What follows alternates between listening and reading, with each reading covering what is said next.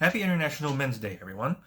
So, the relative silence on the part of the media about men's issues or International Men's Day, or the attempts on the part of the zealous and the politically correct to co-opt both of those towards feminist or gynocentric ends is sadly still a reality that would be difficult to rectify. But despite that, I think plenty of individuals are speaking out on International Men's Day and being thankful for men and are being appreciative. I think that's a good sign. We've had a lot of individuals kind of come out to care about men today in this way. I want to do something a little bit different today, however. In a counterpoint to extolling and praise only the sacrifices of men and what they've lost, what they've given in service, and what they do for others, and how they've risked their lives and how they died, I want to introduce an alternative way to look at the appreciation for men and this International Men's Day this year. My challenge to my fellow advocates for men's issues, as well as those who are simply unabashed in caring about men, is to appreciate men for being their own men and boys for being their own boys.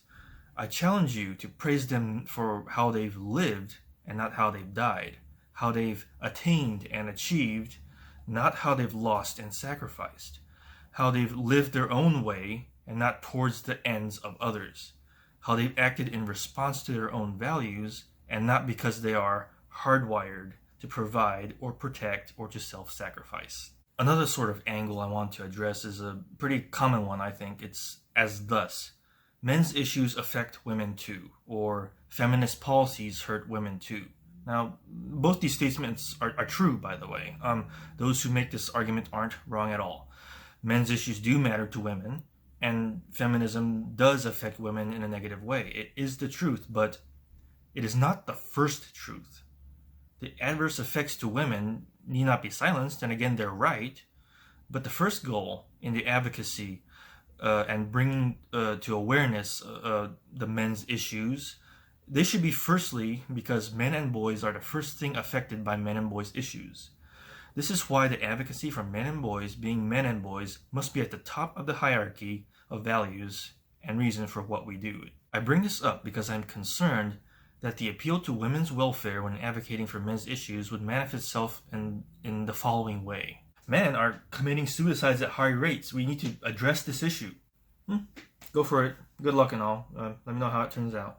Men are affected by domestic violence just as much as women are. We need to bring awareness to these issues and that of male rape victims as well. We have to speak out on this.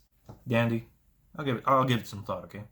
Infant male genital mutilation is normalized, and we'll look at the details on how it damages infant boys here. False rape accusations, paternity fraud, homelessness.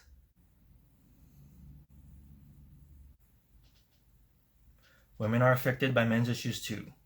Holy shit, we need to get on this right away. Okay, that's perhaps a bit overblowing of my concern here, but I think I've made my point. My hopes for International Men's Day this year and throughout the coming years is to speak for men's issues because they affect men as men and not because they affect women as women primarily. Again, these do affect women, but that's not the only reason. Certainly not the first reason, am I right? So here's my challenge to my fellow advocates for men and boys and their issues. Number 1, appreciate the man with his spirit as well as his physical self intact, not sacrificed or broken for the needs of society, for others, or for women, because he was told that's the way a man has to be in order to be a real or an ideal sort of man. Number 2, appreciate the man who has pursued and achieved great things for the world to see, not in service to others, but because he was responding to his own set of values and was driven to see them to completion, from architects to engineers to artists to musicians. Number 3, appreciate the man whose dream it was to raise a family and is happily living that dream. Appreciate the man who was never browbeaten into the role in the name of duty, but rather because he had a genuine self-interest in raising children and still lives his own life that he could use as a positive example for these children, as well as his partner. Number 4, appreciate the man with his inner boy alive and well inside him.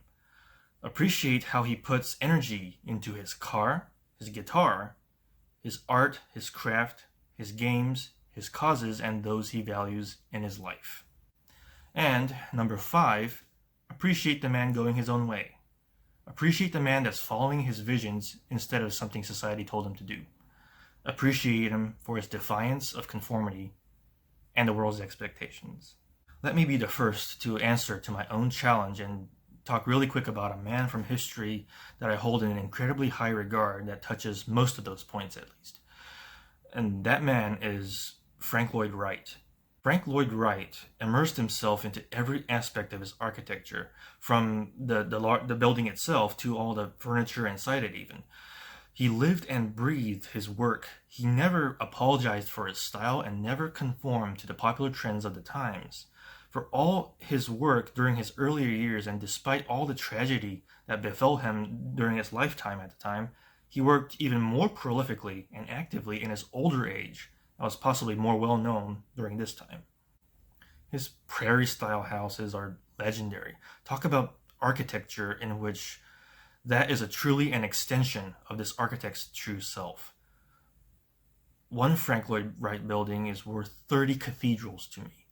A trip to Fallingwater would be my equivalent of a pilgrimage. Wright created houses and buildings that serve as complements, as integral parts of the nature that surrounds them. By obeying nature, he's made things that are as natural, if not more so, than nature itself. Only his unabashed pursuit of his craft and vision as a man could have brought these things to life in the real world. Larger than life, photogenic, never reserved, and speaking his mind even at his old age, he was a perfect example of a man who would not let his spirit be broken by the world. He loved the world in his own way, to which he never had to submit to appreciate. He was as eager as a boy. At all points of his life, he went his own way, and the world followed him. If you aren't familiar with Frank Lloyd Wright and his work, do yourself a favor and go to Google Images or something and look at his buildings. Some highlights, some personal favorites of mine that I like to suggest you look at are Fallingwater, Taliesin, the William H. Winslow House, the Larkin Administration Building, the Solomon R. Guggenheim Museum, the Johnson Wax Administration Building, and the Ennis House. And read about Frank Lloyd Wright, or watch this here documentary by PBS, a home video, and check out his interviews with Mike Wallace as well.